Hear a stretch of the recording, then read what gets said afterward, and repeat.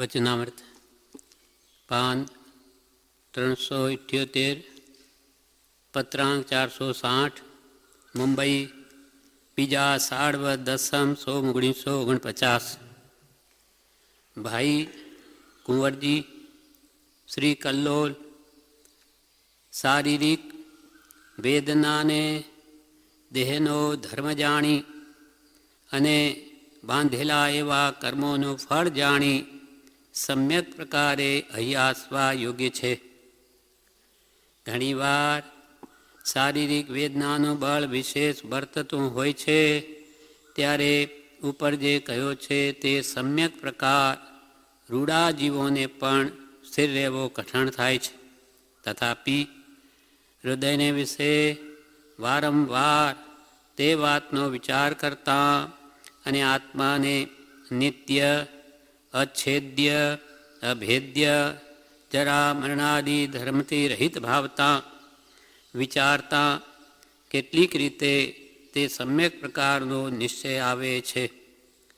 મોટા પુરુષોએ અહિયાસેલા એવા ઉપસર્ગ તથા પરિસરના પ્રસંગોની જીવમાં સ્મૃતિ કરી તે વિશે તેમનો રહેલો અખંડ નિશ્ચય તે ફરી ફરી હૃદયમાં સ્થિર કરવા યોગ્ય જાણવાથી જીવને તે સમ્યક પરિણામ ફલીભૂત થાય છે અને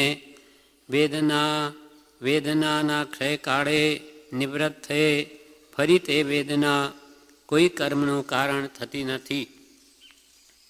વ્યાધિ રહિત શરીર હોય તેવા સમયમાં જીવે જો તેનાથી પોતાનું જુદાપણું જાણી તેનું અનિત્યાદિ સ્વરૂપ જાણી તે પ્રત્યેથી મોહ મમત્વાદિ ત્યાગ્યા હોય તો તે મોટું શ્રેય છે.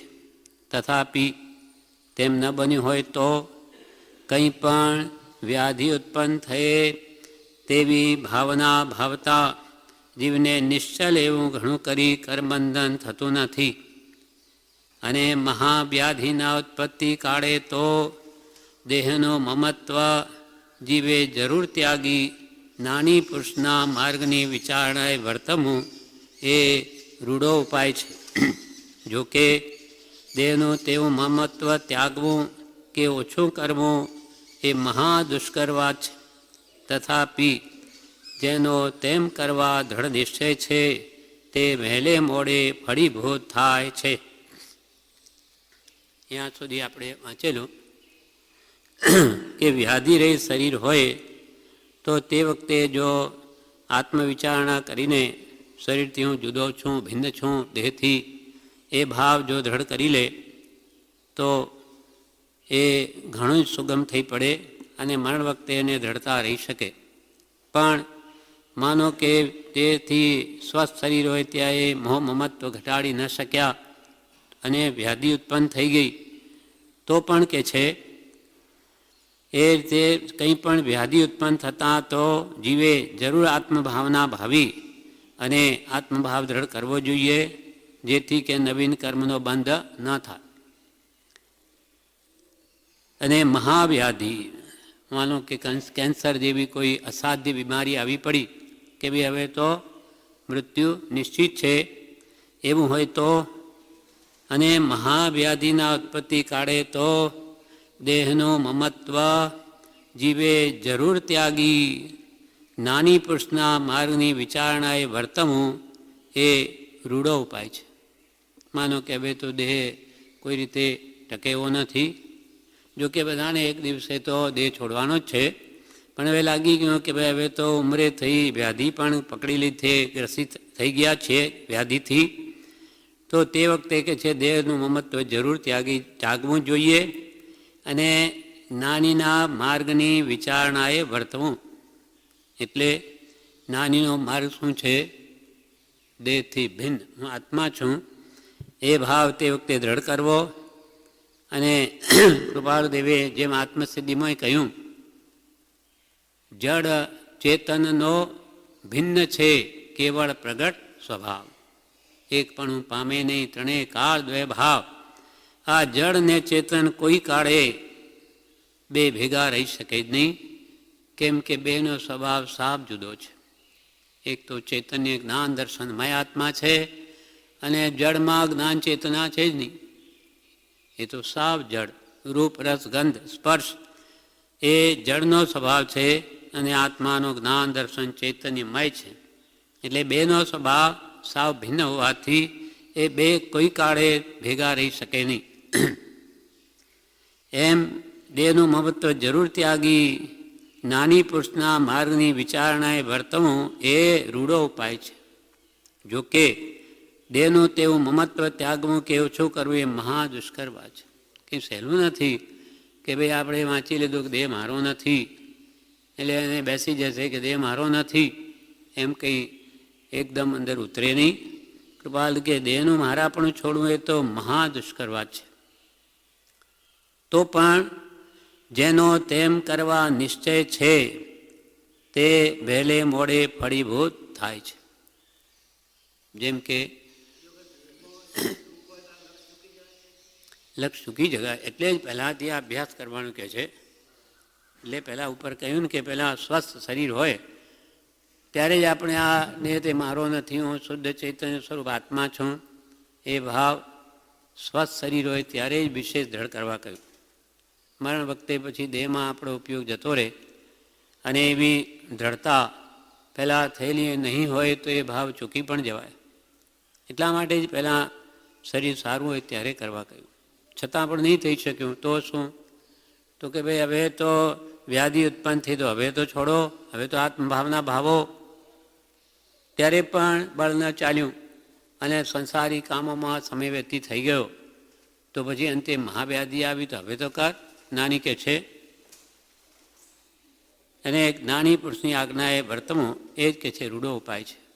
વિશેષ તો જ્ઞાની શું કહે, કંઈ મારી કૂટીને તો કોઈમાં ભાવ ઘાલી ન શકે કે ભાઈ તું હવે તો કર, હવે તો કર, હવે તો કર. અને આ ઘણી દુષ્કર વાત છે, એટલે એનો અભ્યાસ પણ ઘણો જોઈએ. અનાદિનો અભ્યાસ છે, આજનો નથી.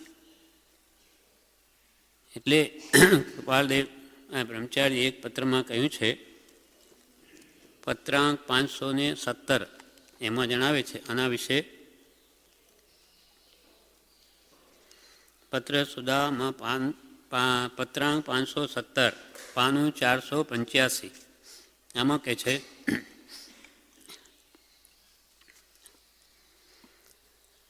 અગાસ તારીખ 24/8/44 ભાદરવા સુદ 5મ સંમત 2000. અહીંયા બે ગાથા લખી છે આગળ. ય રાગ આગદ હે સદા તાતે સમામૃત સેયે ચિર ભજે વિષય કસાય અબ તો ત્યાગ નિજ પદ લેયે કહા રચો પર પદ મેં ન તેરો પદ यह क्यों दुख सहे अब दौल हो सुखी स्वपद रची दाव मत चूको यहे.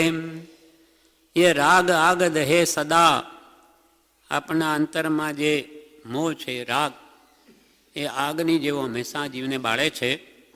એ રાગ આગદ હે સદા તાતે સમામૃત સૈયે, તેથી તમે સમતારૂપી અમૃતનું પાન કરો. તો આ રાગની આગ તમને સતાવી ન શકે. ય રાગ આગદ હે સદા તાતે સમામૃત સૈયે ચિર ભજે વિષય કસાય. 5 એના વિષય કસાયો ચિર ભજે, અનાદિકાલથી જીવ એની ભજના કરે છે. અબ તો ત્યાગ, હવે હમણાં તો એને છોડ અને નિજ પદ લીજીએ. હવે પોતાના આત્મ સ્વરૂપને પ્રાપ્ત કરીએ. કહાં રચ્યો પર પદ મેં ન તેરો પદ યહ. તો બીજા દેહાદિમાં મારા પણ માને છે, પણ આ તારું પદ નથી, તારું સ્થાન નથી. ક્યાં દુઃખ સહે, દેહમાં મારાપણું કરીને શા માટે દુઃખ સહે. અબ દૌલત એટલે દૌલતરામજી કે છે કે હું સુખી સ્વપદ રચી, તું પોતાના આત્મપદની રચના કરીને એની પ્રાપ્તિ કર. દાવ મત ચૂકો એ હે. દાવ આવ્યો છે, સમય આવ્યો, હવે આ દાવ ચૂકીશમાં લાભ લઈ લે, અવસર મળ્યો છે. એ લખે છે, સંયોગ સંબંધ સ્ત્રી પુત્ર માતા પિતા ભાઈ આદિ સર્વ પર્યાય છે, કર્મજન્ય વિભાવિક પર્યાય છે અને નાશવંત છે, માટે તે કોઈ મહારા નથી. જે આપણે કર્મને આધીન સ્ત્રી પુત્ર ભાઈ આદિ જે બધાનો સંબંધ થયો છે એ બધા પર્યાય છે, મૂળ દ્રવ્ય નથી. અને કર્મજનની કર્મથી જન્મ પ્રગટ થયેલા આ બધા પર્યાય છે અને નાશવંત છે. વર્તમાન પર્યાયની અવધિ કેટલી છે? એક સમય માત્ર. બીજા સમયે તો કોઈ પણ દ્રવ્યની પર્યાય બદલાઈ જાય છે અને આપણને જે કંઈ પણ અમને નજરે દેખાય છે તે બધી દ્રવ્યની પર્યાય છે. મૂળ દ્રવ્ય તો કોને દેખાય? કેવળ જ્ઞાનીને. પૂતગલનો એક પરમાણુ કે પ્રદેશ આત્માનો કે કાળનો એક સમય એ કોણ જોઈ શકે? કેવળ જ્ઞાની જ. આપણને તો દ્રવ્યથી એનો જે કંઈ પણ દેખાય તે એનો સ્કંદ દેખાય છે. અનંત પૂતગલ પરમાણુ ભેગા થાય ત્યારે જ આ આંખમાં દ્રષ્ટિગોચર થાય. અનંત એટલે કે છે કે આ બધું જે કંઈ દેખાય તે તો પર્યાય છે અને પર્યાયનો નાશ છે, દ્રવ્યનો નાશ નથી.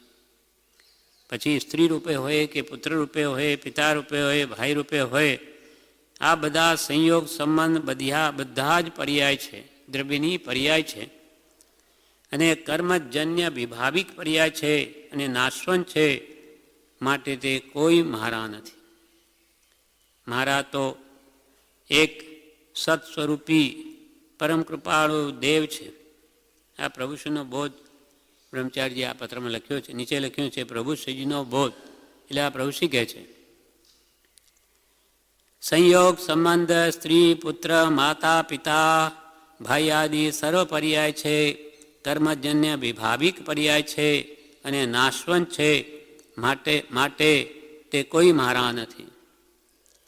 મહારા તો એક સત સ્વરૂપી પરમ કૃપાળુ દેવ છે અને તેમણે જે આજ્ઞા કરી છે અને કહ્યો છે તેવો સહજાત્મ સ્વરૂપી એક આત્મા જ છે. આ મારું છે, બીજું મારું કંઈ નથી. અસંખ્યાત પ્રદેશી અને કૃપાળુ દેવે જે આપણને આજ્ઞા કરી છે કે તું કોણ? તું તો સહજાત્મ સ્વરૂપી એક શુદ્ધ આત્મા. આ તારું સ્વરૂપ છે. તે આત્મ સ્વરૂપ આત્મા છે, નિત્ય છે. એ આદિ 6 પદને પરમ કૃપાળુ દેવે કહ્યા છે તે સ્વરૂપવંત છે.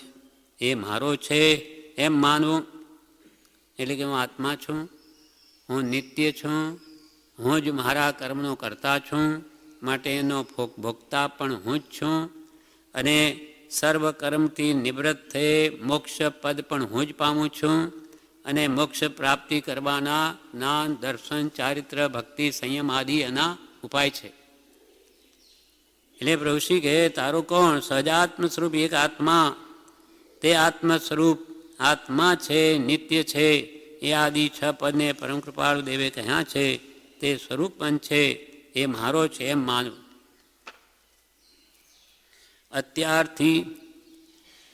અત્યારથી તૈયારી કરી રાખવી અને ભાવના રાખવી કે હું મરણ સમયે આ આજ્ઞા જ માનીશ. ક્યારથી તૈયારી રાખવી? અત્યારથી. પછી મરણ સમયે હું કે બસ આત્મભાવના જ ભાવીશ, શક્ય નથી. જે રટના કરી હશે ને એ તે વખતે યાદ આવશે.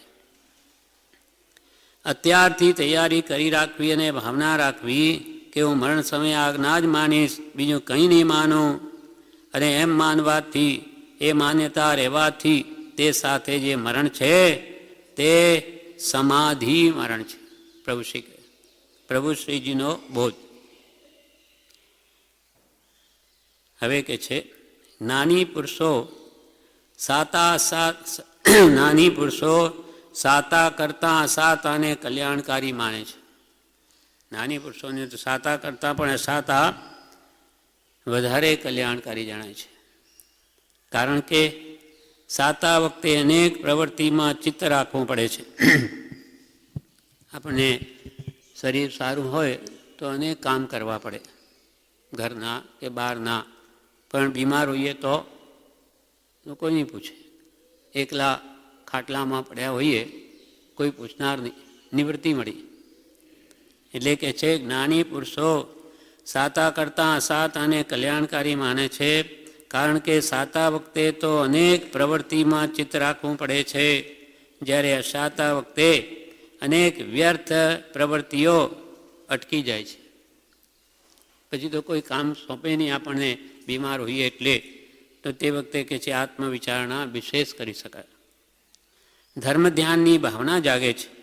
એક તો શરીરમાં વ્યાધિ હોય, શરીરનું વાસ્તવિક સ્વરૂપ અનુભવમાં હોય, એટલે તે વખતે કે જે ધર્મ ધ્યાનની ભાવના જાગે છે કે પ્રબળ બને છે. દેહનું સ્વરૂપ વિશ્વાસઘાતી મિત્ર સમાન જ્ઞાનીઓએ વર્ણવ્યું છે, તેની પ્રતીતિ થાય છે. જ્ઞાની પુરુષે કહ્યું આ શરીર કેવું, તો કે એક દિવસ દગો જ આપશે. વિશ્વાસઘાતી મિત્ર સમાન જ્ઞાની પુરુષે આ દેહનું સ્વરૂપ જાણ્યું, તે વખતે તેને પ્રત્યેક જણાય છે કે વાત સાચી છે. એ આખી જિંદગી આ દેહને ખવડાવ પીવડાવ નવડાવ ધોવડાવ કે બધું કર્યું, અને હવે વ્યાધિ આવી કે બિલકુલ એ સહન કરવા તૈયાર નથી. તેની વિશ્વાસઘાતી મિત્ર સમાન દેહનું સ્વરૂપ જ્ઞાનીઓએ વર્ણવ્યું છે, તેની પ્રતીતિ થાય છે. ઘણું સાચવવા છતાં વેદનાની મૂર્તિ રૂપ તેનો સ્વભાવ તે કૂતરાની પૂંછડી સમાન ટાળ્યો ટળતો નથી. કૂતરાની પૂંછડી કોઈ પાઇપમાં નાખી હોય ત્યારે તો સીધી થાય, પણ બહાર નીકળે તો વાંકી નહીં વાંકી. તમે ગમે એટલું એને ખવડાવો પીવડાવો નવડાવો ધોવડાવો, પણ પાછો રોગ આવે ત્યારે તો સાવો પાછો પાતળો થઈ જાય. ઘણો મોટો પુષ્ટ જાડો કર્યો હોય, પાછું બધું ગયું. એટલે કે છે એનું સ્વરૂપ જ એવું છે કે ઘણું સાચવતા છતાં વેદનાની મૂર્તિરૂપ તેનો સ્વભાવ કૂતરાની પૂંછડી સમાન ટાળ્યો ટળતો નથી. તેનું અનિત્ય અસાર સ્વરૂપ સમજાતા સમજુ જીવને ભવિષ્યને માટે તેની ચિંતા, તેની શોભા, તેના આધારે સુખની કલ્પનાઓ સંબંધી મંદ આદર થાય છે. આવો સાક્ષાત અનુભવમાં આવે તો કે શું એને ખવડાવવા પીડાવવામાં જ રાત રહીએ, છેવટે એક ઝાટકો આવે કોઈ રોગનો કે બધું જ સાફ થઈ જાય છે, બધી શક્તિ ચાલી જાય છે. તો કે વિશેષ એના પર હવે ધ્યાન આપવા જેવું નથી એમ એને અનુભવમાં આવે છે. અને પછી એ શરીર પ્રત્યે કે છે એને બધી કલ્પનાઓ સુખની ઘણી કરી હોય એના પ્રત્યે મંદ આદર થઈ જાય છે. અને દેહ છતાં દેહાતીત સ્વરૂપે રહેતા પરમ જ્ઞાની પુરુષોના માર્ગને યથાર્થ આરાધવાનો નિશ્ચય દ્રઢ થાય છે કે ખરેખર આ દેહ તો નાશ પામશે. એના કરતાં શાશ્વત સુખ સ્વરૂપ જે જ્ઞાની પુરુષે અનુભવ્યું છે તે માર્ગને જ આરાધવાનો તેને દ્રઢ નિશ્ચય થાય છે. તદ્દન અસહાય અવસ્થામાં પરમ શરણરૂપ પરમ કૃપાળુ દેવનું યોગ બળ ગુપ્ત ચમત્કાર રૂપ અનેક ભવ્ય જીવોને અત્યંત વેદના વેદતા સ્પષ્ટ સમજાય છે. તદ્દન અસહાય અવસ્થામાં પરમ શરણરૂપ પરમ આધારરૂપ એવું પરમ કૃપાળુનું યોગ બળ તે ગુપ્ત ચમત્કાર રૂપ અનેક ભવ્ય જીવોને અત્યંત વેદના વેદતા સ્પષ્ટ સમજાય છે. અત્યંત વેદના વખતે કે જ્ઞાની પુરુષો કહે છે કે આ તો સડણ પડણને વિધ્વંસન જ છે અને દુઃખનું જ ઘર છે, એને તે વખતે સ્પષ્ટ સમજાય છે. તે શ્રી અનાથી મુનિ સમાન ભવ્ય જીવોને જીવન પલટવાનું પ્રબળ કારણ થઈ પડે છે. સંસ્કારી જીવોને અશાતા વેદનીય અવનવા અનુભવ કરાવે છે. એ લક્ષ્ય રાખી ખરી નિવૃત્તિનો કાળ સમજી સંસ્કારી જીવો એને શું થાય, વ્યાધિ પ્રસંગે અવનવા અનુભવ કે કરાવે એ કે હવે તો આ ખરો નિવૃત્તિનો કાળ મળ્યો છે. એ લક્ષ્ય રાખી ખરી નિવૃત્તિનો કાળ સમજી ભાવિ જીવનનો ધ્યેય નક્કી કરવા યોગ્ય પ્રસંગ સન્મુખ, ભાવિ જીવનનો ધ્યેય નક્કી કરવા યોગ્ય પ્રસંગ સમજુ જીવે સમજવા યોગ્ય છે જી. એટલે વ્યાધિને ખરાબ ન ગણતા ઘણું ઉપયોગી છે, અને જીવન પલટો થાય, સદબુદ્ધિ આવે, આત્મકલ્યાણ તરફ પ્રેરાય, વૈરાગ ઉપસમ વધે એવો પ્રસંગ કે છે સમજુ જીવો જાણે છે. પરમ પૂજ્ય પ્રભુ શ્રીજીને પણ તેવા પ્રસંગમાં ઘણું આગળ વધવાનું બનેલું છે. ઓમ શાંતિ શાંતિ. પ્રભુશ્રીને પણ જીવન પલટો ક્યારે આવ્યો? 27 વર્ષની ઉંમરે એકદમ મરણાંત વ્યાધિ આવી, પાંડુરોગ થઈ ગયો, બધા લોહીનું પાણી થઈ ગયું, એટલે આખું જીવન પલટાઈ ગયું. ડાક્ટરે કહ્યું હવે આ શરીર ટકે નહીં, એટલે પછી આ વ્યાધિ કરીને આ બધું થવાનું છે આપણા માટે, આ આશ્રમ વગેરે. એટલે એમને બધું સારું થઈ ગયું, પણ એમને પણ એ નિમિત્તે જીવન પલટો આવ્યો છે.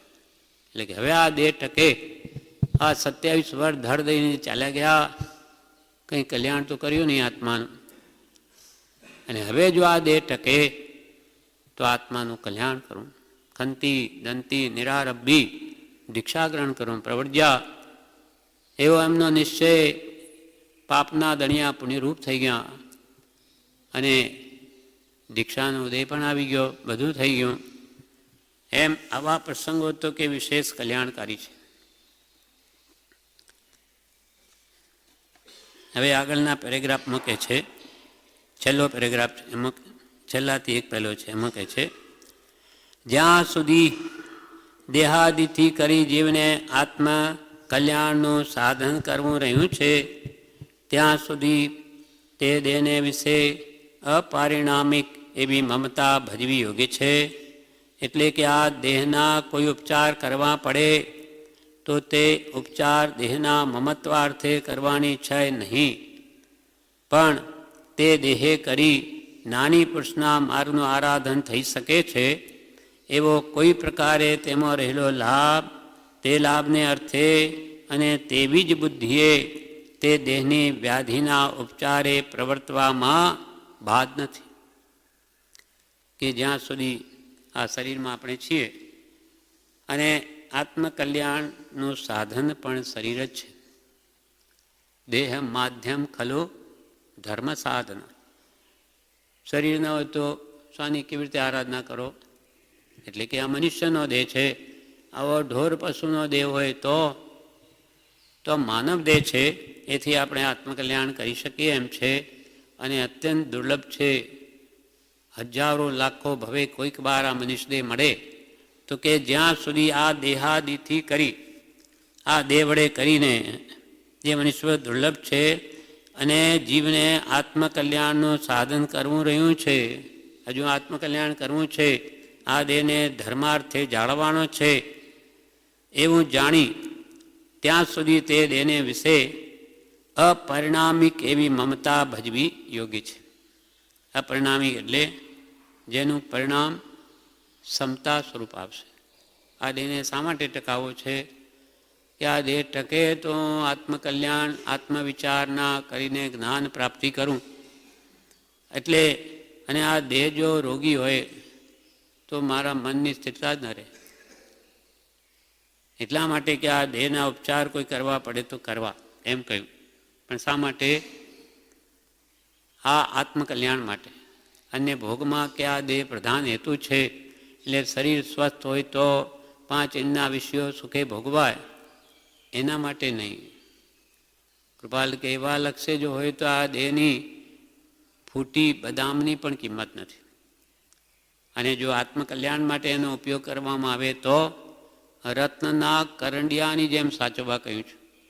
કેમ કે ઘણું મોટું કામ જે આપણા માટે અનંતકાળમાં નથી થયું, ત્યાં ભમાં એ બધી સામગ્રી ઉપલબ્ધ છે કે થઈ શકે એમ છે. આત્માનું કલ્યાણ, આત્મજ્ઞાન એટલે આ દેહને સાચવો, પણ એને સાચવીને એનાથી પૂરું કામ લેવું. એટલું બધું નહીં આપી દેવું, ખાવા પીવાનું કે સુવાનું જ મન થાય છે.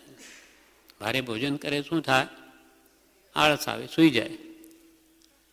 જ્યાં સુધી દેહાદિથી કરી જીવને આત્મકલ્યાણનું સાધન કરવું રહ્યું છે, હજુ આપણે આત્મજ્ઞાન કરવું છે, ત્યાં સુધી તે દેહને વિશે અપારિણામિક એવી મમતા ભજવી યોગ્ય છે.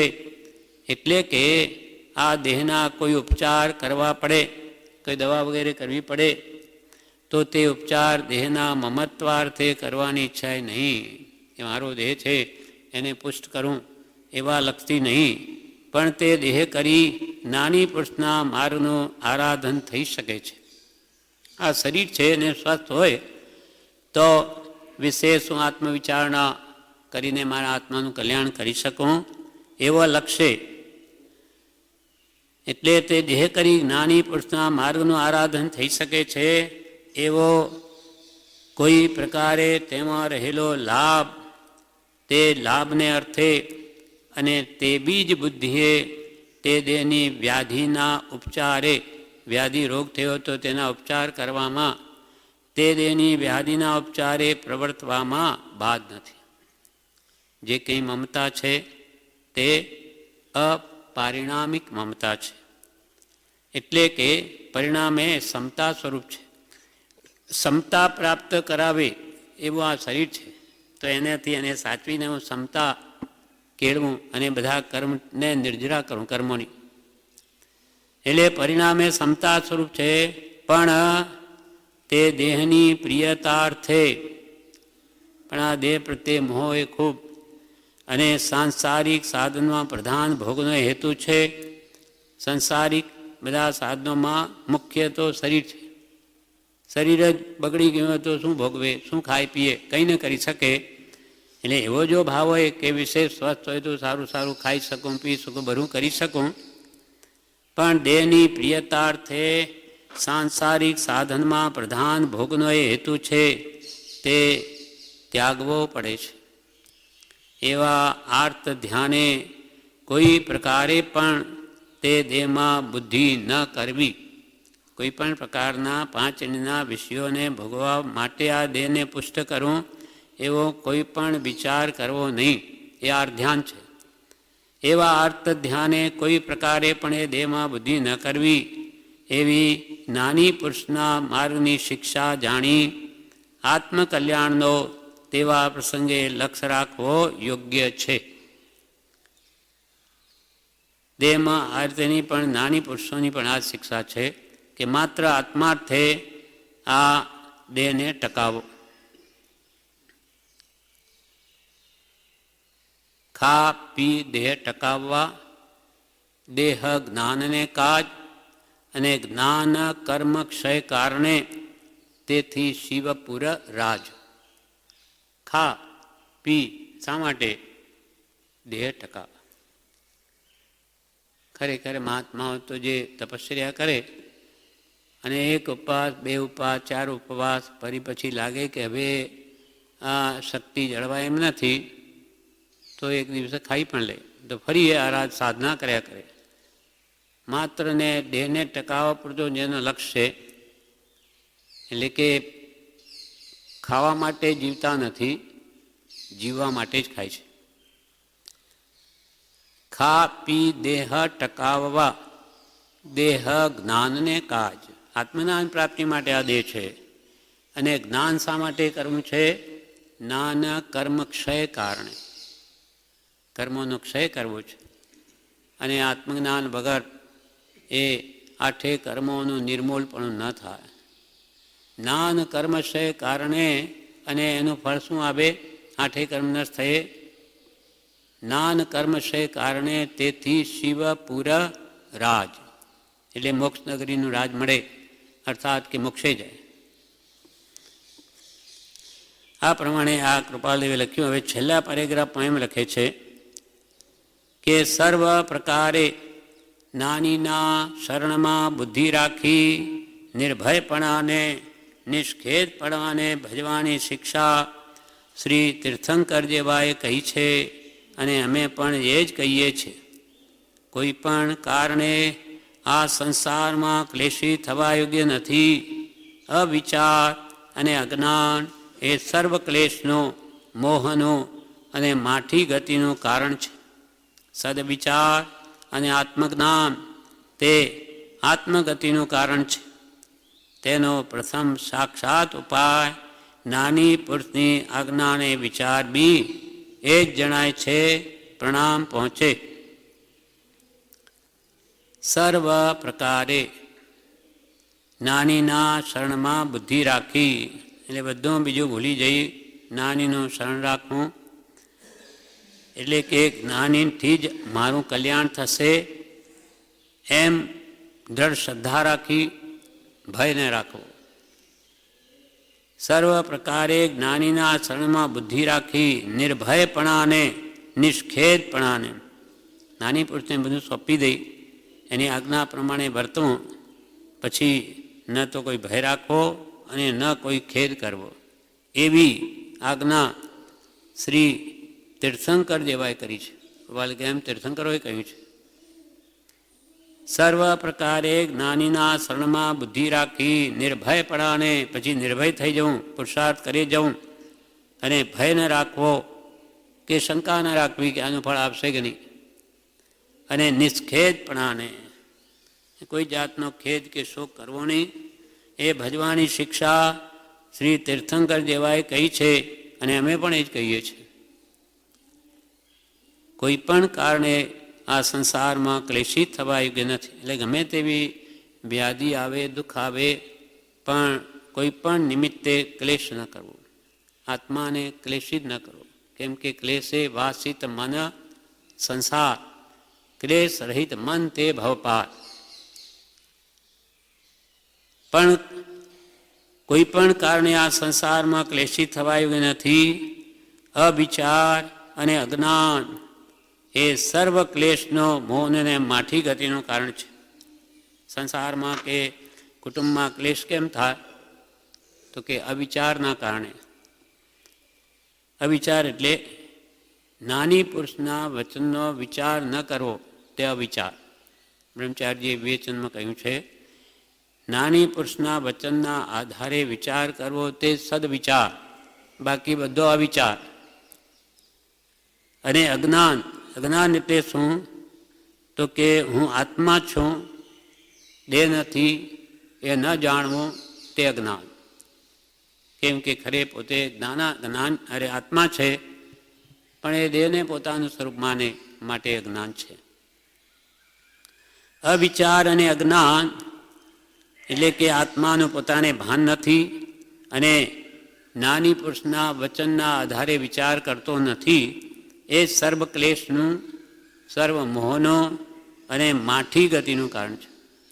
માઠી ગતિ એટલે ખોટી ગતિનું કારણ છે. નરક તિર્યાંચ આદિ બધી ખોટી ગતિઓ છે. અને સદવિચાર અને આત્મજ્ઞાન તે આત્મગતિનું કારણ છે. સદવિચાર, સદવિચાર એટલે શું? તો કે તેનો પ્રથમ સાક્ષાત ઉપાય નાની પુરુષની આજ્ઞાને વિચારવી એ જ જણાય છે. નાની પુરુષે આપણને શું કરવા કહ્યું છે એ વિચારવું તે સદવિચાર. અને આત્મજ્ઞાન, આત્મા સંબંધીનું જ્ઞાન, દેહથી ભિન્ન આત્મા છું, એનો વિચાર તે આત્મગતિનું કારણ છે. આત્મગતિ એટલે શું? આત્માની કઈ ગતિ છે? મોક્ષ. બ્રહ્મચારી અર્થ કર્યો વિવેચનમાં. આત્મગતિ એટલે મોક્ષ. આત્મા ક્યાં રહે? હંમેશા શુદ્ધ આત્મા મોક્ષમાં રહે. એની ગતિ એ પંચમ ગતિ. તેનો પ્રથમ એટલે સદવિચાર અને આત્મજ્ઞાન તે ઠેઠ મોક્ષે લઈ જાય આપણને, મોક્ષ ગતિનું કારણ. સદવિચાર અને આત્મજ્ઞાન તે આત્મગતિનું કારણ છે. તેનો પ્રથમ સાક્ષાત ઉપાય નાની પુરુષની આજ્ઞાને વિચાર બી એ જ જણાય છે. આ વિશે એક પત્ર સુધામો પત્ર છે, 935 પાન ઉપર જણાવે છે,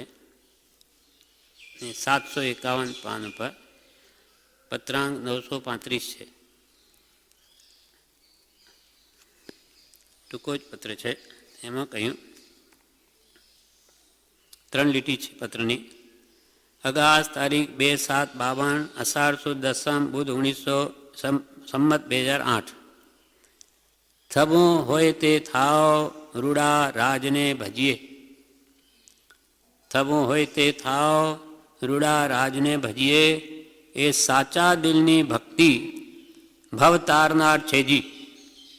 ખાલી બોલે તો બધા બોલી શકે, અંતરથી સાચો એવો ભાવ હોય કે ભલે થાવું હોય તે થાવ, આપણે રૂડા રાજને ભજીએ, એવી જેની સાચા દિલની ભક્તિ હોય તે એને જરૂર સંસાર સમુદ્રથી તારે છે. મરણ સુધી તે ભાવના ટકાવી રાખનારની બલિયારી છે જી. મરણ સુધી ગમે તેવી વ્યાધિ આવે, ગમે તે આવે, થાવું હોય તે થાવ, જે થાય તે યોગ્ય જ માનવામાં આવે. એમ થાવું હોય તે થાવ રૂડા રાજને ભજીએ, એ સાચા દિલની ભક્તિ ભવ તારનાર છે જી. મરણ સુધી તે ભાવના ટકાવી રાખનારની બલિયારી છે જી. વેદના એ સમજની કસોટી છે. વેદના એ સમજની કસોટી, પરીક્ષા. તમે એટલે આપણે શાસ્ત્ર વાંચ્યા હોય કે વિચારણા કરી હોય, ભક્તિ સ્વાધ્યાય કર્યા હોય, પણ વેદના વખતે એ પરીક્ષા છે. કેટલો સંભાવ રહે, શાંતિ રહે, એ તે વખતે એને ખબર પડી જાય. વેદના એ સમજની કસોટી છે. વેદના વેદતા દેહથી ભિન્નતા રહે તો સમાધિ મરણનું કારણ છે જી. ઓમ. વેદના વેદતી વખતે પણ હું દેહથી ભિન્ન છું, એ ભાવ જો ટકી રહે તો કે છે સમાધિ મરણ કરાવશે. વેદના વેદતા દેહથી ભિન્નતા રહે તો સમાધિ મરણનું કારણ છે જી. ઓમ. આ પ્રમાણે આ પત્ર પૂરો થયો. હવે એનું વિવેચન પણ બ્રહ્મચારીજી કરેલું છે, તે વાંચીએ છીએ.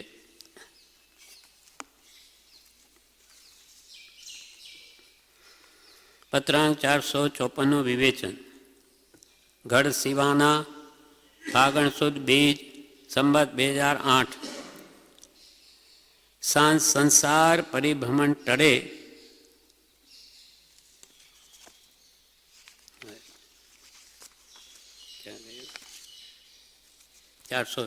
પત્રાંક 460 છે, બરોબર. જેસલમેર મહાવત 12 સંવત 2008. જેને શરીર છે તેને સુખ દુઃખ તો હોય જ. સુખ દુઃખ કોને હોય? શરીર ધારીને જ હોય. મોક્ષમાં સિદ્ધ ભગવાન એના હોય, એનું શરીર છે જ નહીં, તો સુખ દુઃખનો ક્યાં પ્રશ્ન છે? એટલે જેને શરીર છે તેને ભલે ભારી આ સાતાનું સુખ, જે આપણે જેને સુખ કહીએ છીએ, નાની તો એને સુખાભાસ કહે, સુખ છે જ નહીં. સાચું સુખ તો આત્માનો અનુભવ એ જ છે, પણ આપણે એને સુખ કહીએ એટલે એ કહે છે કે ભાઈ સુખ ભલે, અને બીજું દુઃખ, પણ એ શરીરમાં જ હોય. જેને શરીર છે તેને સુખ દુઃખ તો હોય જ.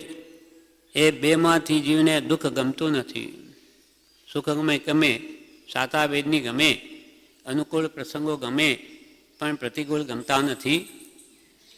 એ બેમાંથી જીવને દુઃખ ગમતું નથી. ઊંચું નીચું થાય છે, નથી ગમતું, તેથી ફરી કર્મ બંધાય છે. સંભાવ છે નહીં, નથી ગમતું મને, એના પ્રત્યે દ્વેષ કરે, અણગમો કરે, પાછા નવીન બંધ થાય, એટલે પાછા આગળ દુઃખ આવે. નથી ગમતું તેથી ફરી કર્મ બંધાય છે. એ દુઃખ ન ગમતું હોય તો નવા કર્મ ન બાંધવા.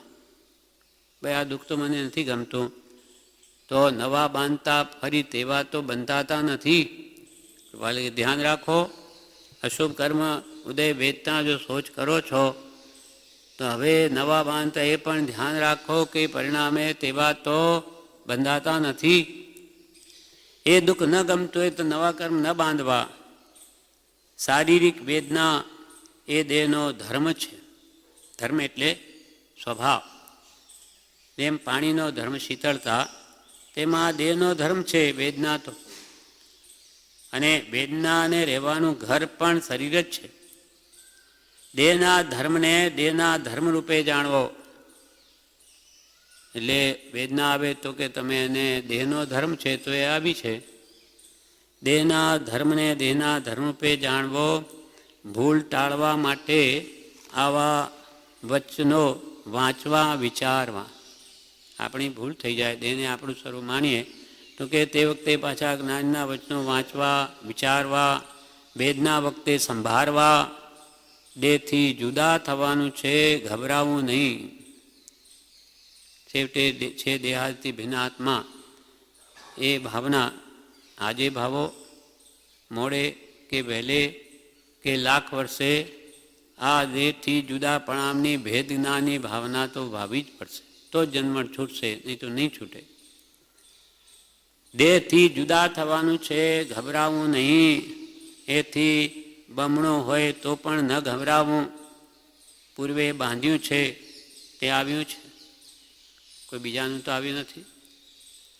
પૂર્વે બાંધ્યું છે તે આવ્યું છે, એથી પોતે છૂટા થવું, ફરી ન આવે એવું કરવાનું છે. આપણે શું ધ્યાન રાખવાનું કે ફરી મને આર ધ્યાન ન થાય, તો ફરી બાજુ નવું બંધાશે. ફરી ન આવે એવું કરવાનું છે. જે દુઃખ આવે તે સંભાવે સહન કરવું.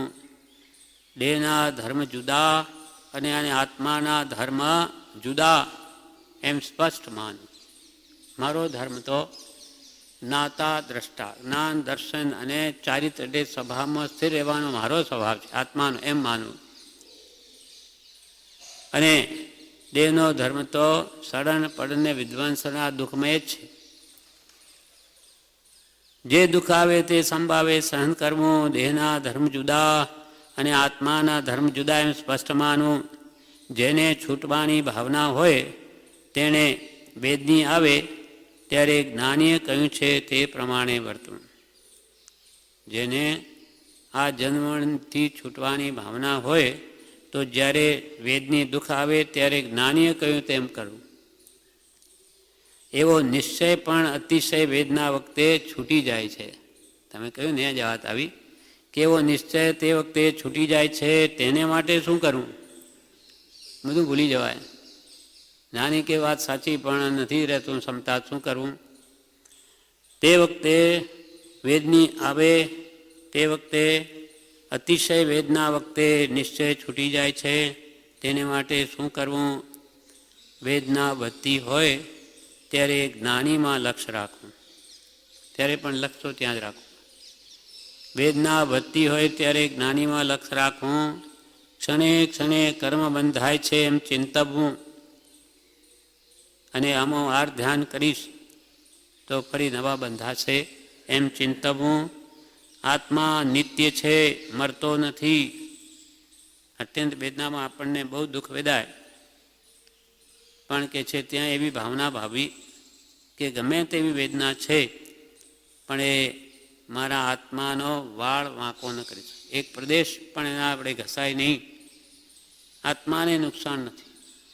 આત્મા તો નિત્ય છે, મરતો નથી, અછેદ્ય છે, અભેદ્ય છે એમ આત્મભાવના કરે તો આત્મભાવના ભાવતા જીવ લહે, કેવળ જ્ઞાન રે એમ જ્ઞાની કહે છે તેમ કરવું.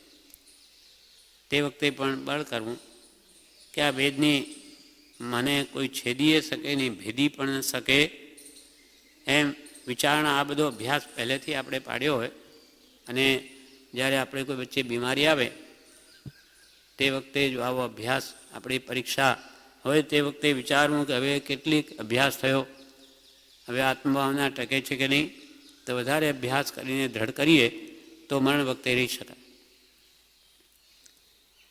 આત્મા નિત્ય છે એમ દ્રઢ કર્યું હોય તો નિશ્ચય રહી શકે. કેમ તે વખતે કેમ ચૂકી જવાય? તો કે આ ભાવ દ્રઢ કરવો, હું તો નિત્ય છું, હું મરતો જ નથી, મને આ વ્યાધિ મારી ન શકે, એવો દ્રઢ અભ્યાસ પહેલાં કરવો. આત્મા નિત્ય છે એમ દ્રઢ કર્યું હોય તો આ નિશ્ચય રહી શકે. એને અંદરથી સમજણ આવી હોય તો નિશ્ચય થાય. મારું સમજણો છે, સમજ સાર સંસાર મેં સમજુ ટાળે દોષ, સમજ સમજ કર જીવી ગયા અનંતા મોક્ષ. એટલે સમજણ આવી હોય તો જ નિશ્ચય થાય. ભક્તિ વાંચન એ બધું સમાધિમણ કરવાને માટે છે. ખૂબ વાંચીએ, ખૂબ કે ભક્તિ કરીએ અને સમાધિ મણ વખતે બધું ભૂલી ગયા. તો કે શું કર્યું? જેમ કે તલવાર ચલાવવાનો ઘણો અભ્યાસ કર્યો પણ લડાઈમાં જ ચૂકી ગયો, ત્યાં જ ભૂલી ગયો અથવા આવડ્યું નહીં. ભક્તિ વાંચન એ બધું સમાધિ મરણ કરવાને માટે છે. નાનીએ કહ્યું છે કે સમાધિ મરણ કરવું તો મારે તો એ જ કરવું છે. થાવું હોય તે થાજો, રૂડા રાજને ભજીએ, જેવી ભાવના કરે તેવું ફળ મળે છે. આત્મભાવના રહે તો સંભાવ આવે. હું તો આત્મા છું એ ભાવના વારંવાર દ્રઢ કરી હોય તો સંભાવ આવે. પુરુષાર્થ કરવાની જરૂર છે. વારંવાર માળાઓ લોકો ગણે વિશેષ શા માટે? આ દ્રઢ કરવા. હું સજાત્મ સ્વરૂપ છું, શુદ્ધ આત્મા છું, નિશ્ચયદેવ ભગવાન જેવો જ છું, સિદ્ધ જેવો છું. હું કંઈ કમ નથી, હું ચામડા અડકારું હું નથી. એવું એને વારંવાર પુરુષાર્થ કરીને દ્રઢ કરે તો એ મરણ વખતે ટકી શકે. પુરુષાર્થ કરવાની જરૂર છે. વેદના વખતે સંભાવે સહન કરવું, સહન કરવાની કોશિશ કરવી. વેદના વખતે સંભાવે સહન કરવું. વેદના જશે પણ આત્માનું કંઈ થવાનું નથી. અંતે તો આપણે કેટલી વાર વેદના આવી હોય પણ ગઈ, આત્મા તો એનો એ છે. વેદના જશે પણ આત્માનું કંઈ થવાનું નથી. તેમ છતાં ડામાડોળ ચિત્ત રહેતું હોય, તેમ છતાં ડામાડોળ ચિત્ત રહેતું હોય તો આપણાથી વધારે વેદના સહન કરી હોય તેવા મહાપુરુષોના ચરિત્ર વિચારો. આપણે શું દુઃખ છે? જેમ કૃપાલે કહ્યું ને, રામને કેવું દુઃખ કે ગજસુકુમારને કે પાંડવોને કેવી પીડા હતી. 13 વર્ષ 14 વર્ષ વનવાસનો એક દિવસ નથી, એક ઘડી નથી, એક ક્ષણ નથી. એવું દુઃખ તો આપણે છે નહીં. એમ કે છે વિચારો મહાપુરુષોના ચરિત્રો. તેમ છતાં ડામાડોળ ચિત્ત રહેતું હોય તો આપણાથી વધારે વેદના જેણે સહન કરી હોય તેવા મહાપુરુષોના ચરિત્રો વિચારવા. આત્મા કદી મરતો નથી એવા જ્ઞાનીના વચનો આત્માને સ્થિર કરનાર છે. આત્મા કદી મરતો નથી એવા જ્ઞાનીના વચનો આત્માને સ્થિર કરનાર છે. અવલંબન રૂપ છે. જરીક મનને કઠણ કરવાનું છે. અને કઠણ કરે કે ન કરે, વેદના તો છોડવાની નથી. અને આવી રીતે મનમાં સબળું ન લે તો એ થોડીક વેદના પણ એને ખૂબ લાગશે. જરીક મનને કઠણ કરવાનું છે. જાણે કે વેદના આવે તે વખતે જરીક મન કઠણ કર્યું હોય તો વેદના તો જવાની છે, જવા માટે આવી છે. કોઈ પણ કર્મ ઉદયમાં આવે તે જવાનું, એ ખરવા માટે જ આવ્યું છે. ઉદયમાં આવ્યું એટલે જવાનું. વેદના તો જવાની છે, જવા માટે આવે છે. પહેલાંથી અભ્યાસ કર્યો હોય તો વેદના વખતે થાય કે હું વારંવાર વિચાર કરતો હતો કે દેહથી આત્મા ભિન્ન છે, તો આ વખતે મારી પરીક્ષા છે. ઘણું કેવી આત્મભાવના ભાવ તો સજાત્મ સ્વરૂપ છું, દેહથી ભિન્ન છું. તો લે હમણાં સમય આવ્યો. જેમ દેવકણજી મુનિ એ પોતાને શું ઉપદેશ આપ્યો છેલ્લે કે તું ઘણાને બોધ આપતો હતો દેહથી આત્મા ભિન્ન છે, ભિન્ન છે. એટલે હવે તારા ઉપર જ આવ્યો. હવે વિચાર, ઓપરેશન વખતે 7 વાર કરાવે ને ક્લોરોફાર્મ સૂંઘ્યા વગર, એમ પોતાને બોધ આપતા કે ઉપદેશ તો તે ઘણો આપ્યો, હવે તારે આ ઉપદેશ લેવાનો સમય આવ્યો છે. વેદના તો જવાની છે, જવા માટે આવે છે. પહેલાંથી અભ્યાસ કર્યો હોય તો વેદના વખતે થાય કે હું વારંવાર વિચાર કરતો હતો કે દેહથી આત્મા ભિન્ન છે, તો આ વખતે મારી પરીક્ષા છે. પહેલાં પુરુષાર્થ કર્યો હોય તો થાય. ગજસુકુમાર પહેલાં નેમિનાથ પાસેથી શીખ્યા કે આત્મામાં રહેવું એ સુખ છે. નેમિનાથ ભગવાન પાસેથી શીખ્યા કે આત્મામાં રહેવું એ સુખ છે. વિકલ્પોમાં પડે તો પાર ના આવે. વિકલ્પોમાં પડે તો પાર ના આવે. જાણે મરી જ ગયો તો એવો દૃઢ નિશ્ચય કરી આઘારીને જોયા કરવું. જાણે મરી જ ગયો તો એવો દૃઢ નિશ્ચય કરી આઘારીને જોયા કરવું. પહેલાં એવો અભ્યાસ ન કર્યો હોય તો વિચારવું કે દેહનો સ્વભાવ તે મારો સ્વભાવ નથી. સાવ જુદા છે બેના સ્વભાવ. દેહનો સ્વભાવ તે મારો સ્વભાવ નથી તો કર્મ ઓછા બંધાય. જીવને ખબર પડે છે કે દેહ તો રહેવાનો નથી, તો હવે બીજામાં ખોટી ના થતાં નાનીએ કહ્યું તે કરવા દે. આ દેહ તો જવાનો છે, તો કે બીજી બધી વાતોમાં ખોટી ના થતાં નાનીએ જે કહ્યું તે હવે કરવા દે. ચેતું છે, નાનીનો માર્ગ દેહથી ભિન્ન છું એ છે. આ નાનીનો માર્ગ છે. નાનીનો માર્ગ દેહથી ભિન્ન છું એ છે. નાની કહે છે કે ભિન્ન અનુભવવું અઘરું છે. નાની કહે છે કે આત્માને ભિન્ન અનુભવો અઘરો છે.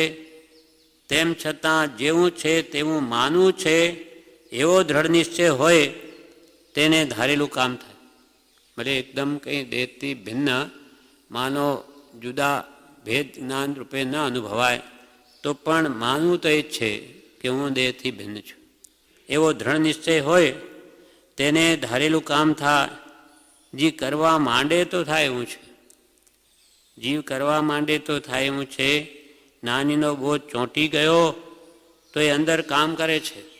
આપણને મંત્ર વારંવાર સ્મરણ કરવા કહ્યું છે, એનો પણ અંદર કામ કરે. હું તો શુદ્ધ આત્મા, નાનીએ જાણ્યો જેવો જોયો અનુભવ્યો તેવો, દેહ તે હું નહીં, એ ભાવ એને થોડી થોડી અસર કર્યા કરે. એમ કરતાં ઘણું મોટું કામ થાય. આખો દાડો બીજા વિચારો જીવમાં ચાલે અને મંત્રનું આરાધન કરે તો પ્રભુ શું કે આ મંત્ર આપીએ છે તે આત્મા જ આપીએ છે. હવે કે પ્રગટ કરવાનું તારું કામ છે. તને આ મંત્ર આપી દો, શસ્ત્ર આપી દીધું, હવે ચલાવવું તારે છે. કર્મોને કાપવાનું શસ્ત્ર અથવા આત્મજ્ઞાન પ્રગટ કરવાનું શસ્ત્ર.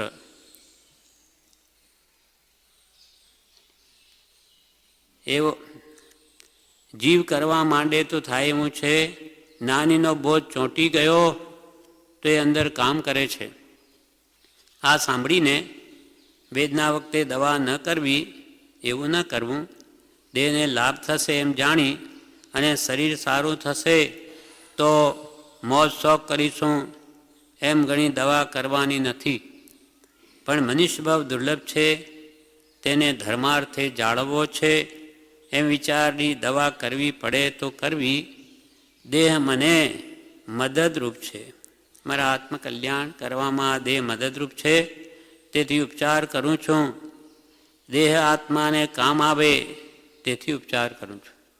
આ દેહ આત્મકલ્યાણમાં કામ આવે માટે ઉપચાર કરું છું તો એનું ફળ સંભાવ આવે. દેહ છોડતી વખતે દેહ છૂટી જશે, ભોગ કેમ ભોગવાશે એવું આર્ધાન ન કરવું. હવે આ મરણ થઈ જશે, આ દેહ તો છૂટી જશે, પછી આ બધું મારું ભેગું કરેલું અહીં જ પડ્યું રહેશે, એને કોણ ભોગવશે એવું આ ધ્યાન ન કરવું. પણ નાનીએ જે કહ્યું છે તે છેલ્લે સુધી લક્ષમાં રાખવું. નાનીએ જે કહ્યું છે તે છેલ્લે સુધી લક્ષમાં રાખવું. દેહનો લક્ષ રહ્યા કરે તે આર્ત ધ્યાન છે. અને છેલ્લે પણ દેહનો જ લક્ષ રહેતો તો એ આર ધ્યાન છે. ને આર ધ્યાનમાં મરણ થાય તો તિર્યંચોનીમાં જવું પડે, જાનવર થઈ જાય. દેહનો લક્ષ રહ્યા કરે તે આર ધ્યાન છે. તે મૂકી છેવટ સુધી આત્માના વિચારમાં લીન રહેવું. છેલ્લે આ અભ્યાસ કરેલો હોય તો ઘણું કામ આવે તે વખતે, અને આપણે આર ધ્યાન થવા નહીં દે. તે મૂકી એટલે આર ધ્યાન મૂકી છેવટ સુધી આત્માના વિચારમાં લીન રહેવું. નાનીનું શરણ રાખવું. છેલ્લા પેરેગ્રાફનું વિવેચન. નાનીનું શરણ રાખવું. નાનીથી મારું કલ્યાણ થશે એમ શ્રદ્ધા રાખી ભય ન રાખવો. ખેદ પણ ન કરવો એવી આજ્ઞા શ્રી તીર્થંકર દેવાએ કહી છે. નાના શરણમાં બધું સોંપી દઈને નિર્ભય થવું અને આરાધનામાં મંડ્યા રહેવું. પછી એનું ફળ શું આવે આપણે જોવાની જરૂર નથી. અર્જુનને શ્રી કૃષ્ણે પણ એમ જ કહ્યું ગીતામાં કે કર્મણ્ય એવા અધિકાર તું મા ફલેશું કદાચન. હે અર્જુન, કર્મ કરવાનો તારો અધિકાર છે, ફળનો નહીં. ફળ અમે આપીશું, તું પુરુષાર્થ કરી જા.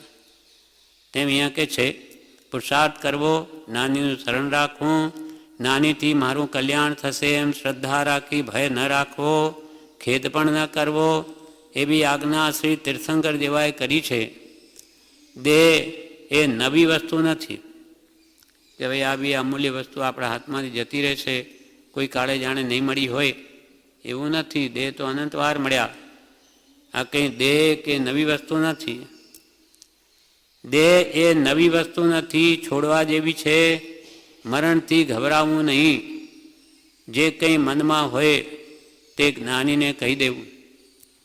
આત્મા અનંત સુખનું ધામ છે, એ લક્ષ્ય રાખવો. આત્મા અનંત સુખનું ધામ છે, સ્વયં જ્યોતિ સુખધામ. આત્મા અનંત સુખનું ધામ છે, એ લક્ષ્ય રાખવો. મહાવીર ભગવાને કહ્યું છે કે સંસારમાં બધું નાશવંત છે, રહેવાનું નથી. તો એને માટે આત્માને શા માટે દુઃખી કરો છો? ભગવાને શું કહ્યું કે તું જેના માટે પ્રયત્ન કરે બધી વસ્તુ નાશવંત છે, રહેવાની નથી. તો એને માટે આત્માને શા માટે દુઃખી કરો છો? એને રાગ દ્વેષ ભાવો કરી અને આત્માને શું કામ કર્મ બાંધો છો? નાનીના વચનોનો વિચાર ન કરે તે અવિચાર છે. હું આત્મા છું એમ ન જાણવું તે અજ્ઞાન છે. હું નિત્ય છું, અભેદ્ય છું, અછેદ્ય છું, જન્મ જરા મરણથી રહી છું, એવી ભાવના કરવી. ભાવના કરવી, હું નિત્ય છું, મને કોઈ મારી શકે નહીં, છેદી શકે નહીં, ભેદી શકે નહીં, અને જન્મ જરા મરણ પણ મારો નાશ ન કરી શકે, એવી ભાવના કરવી. નાની પુરુષના કયામાં વૃત્તિ ન રહે તે જ મોહ છે. આ મોહના કારણે આપણી જ્ઞાની પુરુષોમાં વૃત્તિ નથી રહેતી. મોહ આપણની વૃત્તિને બીજી બાજુ લઈ જાય છે. નાની પુરુષના કયામાં એટલે એમની આજ્ઞામાં વૃત્તિ ન રહે તે મોહ છે. આત્મવિચાર આત્મગતિનું કારણ છે. આત્મવિચાર જે કરશે તે કેવળ જ્ઞાન પામશે. આત્મ ભાવના ભાવતા જીવ લહે કેવળ જ્ઞાન રે, અને કેવળ જ્ઞાન કહે જી મોક્ષ બન જાય. એટલે આત્મવિચાર તે આત્મગતિનું કારણ છે. પ્રશ્ન કર્યો કોઈએ, સદવિચાર કેમ આવે? ત્યારે પૂજ્યશ્રી કહે, નાનીના વચનોનું મહાત્મ્ય લાગે, મારે એ જ આધાર છે, એ જ તારનાર છે, નાનીની આજ્ઞા છે તે અપૂર્વ છે એમ લાગે તો તેના વિચાર આવે, પછી સહેજે બીજી ઈચ્છા ન રહે. આપણને કૃપાલદેવનું જો મહાત્મ્ય લાગ્યું હોય કે આ કોણ પુરુષ છે અને એના એક એક વચનોની અત્યંત કિંમત છે. ઘણો બધો સાર આગમનો આપણને ટૂંકામાં બધો આપ્યો છે. એને એના વચનોનો આપણને જો મહાત્મ્ય લાગે, અને મારા માટે તો કલ્યાણનો આ એક જ આધાર છે અને એ જ તારનાર છે. નાનીની આજ્ઞા છે તે અપૂર્વ છે, પૂર્વે એવી આજ્ઞા મળી નથી. કે આ કાળને પરિભ્રમણનું કારણ અમને તો એમ લાગે છે કે એને જ્ઞાની પુરુષની આજ્ઞાનું આરાધન કર્યું જ નથી. સ્વચ્છંદે અથવા કુગુરુ આશ્રય એને અનેક પ્રયત્નો કર્યા છે. આગલા જન્મોમાં પણ સત્પુરુષ મળ્યા નથી, અને મળ્યા હોય તો એના કહેલું આજ્ઞા એની આરાધી નથી. સત મળ્યા નથી, સત સુણ્યું નથી, સત શ્રદ્ધ્યું નથી, અને મળીએ એ સુણીએ એ શ્રદ્ધે જ એ છૂટવાની વાર્તાનો આત્માથી ભણકાર થશે, અંદરથી છૂટું છૂટું થશે, દુઃખ લાગશે સંસારમાં. નાનીના વચનોનું મહાત્મ્ય લાગે, મારે તો એ જ આધાર છે, એ જ તારનાર છે, નાનીની આજ્ઞા છે તે અપૂર્વ છે એમ લાગે તો તેના વિચાર આવે. અપૂર્વપણું લાગે, મહાત્મ્ય ખૂબ વધ્યું હોય તો તેના જ વિચાર આવે. પછી સહેજે બીજી ઈચ્છા ન રહે. કેમ કે જ્ઞાનીના વચનોને વિચારે તો એને બીજું તો તુચ્છ ભાસવા લાગે. જ્ઞાનના બોધના આધારે પદાર્થનો નિર્ણય કરે તો એને વૈરાગ ઉપસમજ આવે, અને એ જ આત્માનું કારણ થાય. પણ આ વિચારો કેવા કરે? સંસારી જીવોના આધારે કરે. લોકો શું કહે, લોકો કોને શું કહે, અથવા લોકોનું મહાત્મ્ય એ જ એમાં પોતામાં ઘર કરેલું હોય એને લઈને એ તરફ ઘસડાય છે. તૃષ્ણા નવજવાન રહે એના બે કારણ, એક તો 5 એના વિષયો ભોગવવાની ઈચ્છા, અને એક જગતને રૂડું દેખાડું. દુનિયા મને મોટો કહે, સારું કહે, એ દુનિયા જે કહે એ તરફ નિર્ણય રહે છે, એટલે હંમેશા દુઃખી જ રહે છે. ના આધારે બોધના આધારે જો વિચાર કરતો હોય તો સંસાર પ્રત્યે એને વૈરાગ્ય આવે, અને પછી સદવિચાર જાગે. સદવિચાર કેમ આવે? પ્રશ્ન પૂછી શકે. જ્ઞાનીના વચનો મહાત્મ્ય લાગે, મારે તો એ જ આધાર છે, એ જ તારનાર છે. અહો શ્રી સતપુરુષ સકે વચનામૃતમ જગહિતકર. જ્ઞાનીની આજ્ઞા છે તે અપૂર્વ છે એમ લાગે તો તેના વિચાર આવે, પછી સહેજે બીજી ઈચ્છા ન રહે, ઈચ્છાઓ ઘટતી જાય બીજી આપોઆપ. આ પ્રમાણે આ વિવેચન પણ આ પત્રનું પૂરું થયું. એટલે આજે 460મો પત્ર પૂરો થયો. હવે આવતીકાલે 461મો પત્ર વાંચીશું.